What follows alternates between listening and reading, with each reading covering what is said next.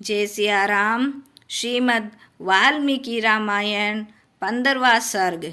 पुत्रेष्टि यज्ञ का आरंभ तथा ब्रह्मा जी का रावण के वध का उपाय ढूंढ निकालना। अश्वमेघ यज्ञ समाप्त होने पर ऋषि श्रंग ने राजा दशरथ से कहा, महाराज, अब मैं आपको पुत्र की प्राप्ति कराने के लिए अथर्ववेद के मंत्रों से पुत्रेष्टि नामक यज्ञ करूँगा। इतना कहकर उन्होंने विधि पूर्वक यज्ञ करना आरंभ किया। तब देवता, सिद्ध, गंधर्व आदि विधि के अनुसार अपना अपना भाग लेने के लिए एकत्रित हो गए।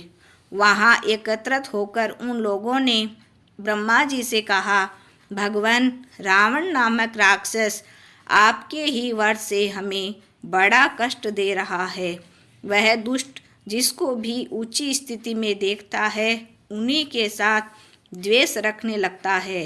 इस समय वह देवराज इंद्र को परास्त करने की अभिलाषा रखता है।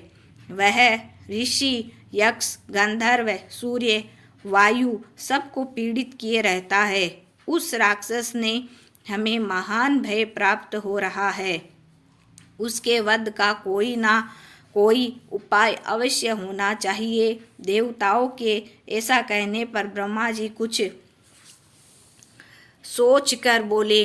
वर मांगते समय उसने कहा था कि मैं गंधर्व, यक्ष, देवता, राक्षस किसी के हाथ न मारा जाऊं। मैंने तथास्तु कहकर उसकी प्रार्थना स्वीकार कर ली। मनुष्य से अबध्य होने का वरदान उसने नहीं मांगा, इसीलिए मनुष्य के हाथों ही उसका वध होना संभव है। इस समय गरुड़ पर सवार हो भगवान विष्णु भी वहां आ पहुँचे और सावधानी से उस सभा में विराजमान हो गए। उस समय संपूर्ण देवताओं ने उसकी स्तुति करते हुए कहा, परमेश्वर, हम लोग तीनों लोकों के हित के लिए आपको एक गुरुतर भार सौंप रहे हैं। प्रभु, अयोध्या के राजा दशरथ धर्मज्ञ तथा उदार है। उनके 3 रानियां हैं। विष्णुदेव, आप अपने 4 स्वरूप बनाकर राजा के उन तीनों रानियों के गर्भ में पुत्र रूप में अवतार ग्रहण करें। इस प्रकार मनुष्य रूप में आकर दुष्ट रावण को, जो अन्य देवताओं के लिए अवध्य है, समर भूमि में मार डालिए। हम उसके वध की कामना लेकर आपकी शरण में आए हैं, कारण वह देवताओं को बहुत संताप देने वाला है। हम उससे बहुत क्षुब्ध है।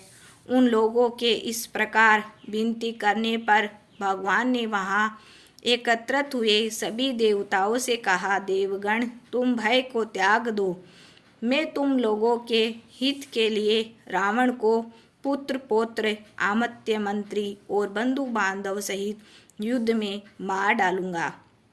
इसके बाद कमल नयन भगवान ने अपने 4 स्वरूपों में दशरथ को अपना पिता बनाने का निश्चय किया। तब सब देवताओं ने दिव्य स्तुतियों द्वारा भगवान विष्णु का स्तवन किया। फिर वे कहने लगे, प्रभो, रावण बहुत उदंड है। वह साधु सन्यासियों को कष्ट देता हुआ तीनों लोकों को सताता है। अतः आप उसे जड़ से उखाड़ डालिए, फिर अपनी स्वाभाविक निश्चिंतता के साथ वैकुंठ धाम को वापस आ जाइए। इसी प्रकार श्री वाल्मीकि निर्मित आर्ष रामायण आदि काव्य के बालकांड में 15वां सर्ग पूरा हुआ। जय सिया राम। जय जय सिया राम।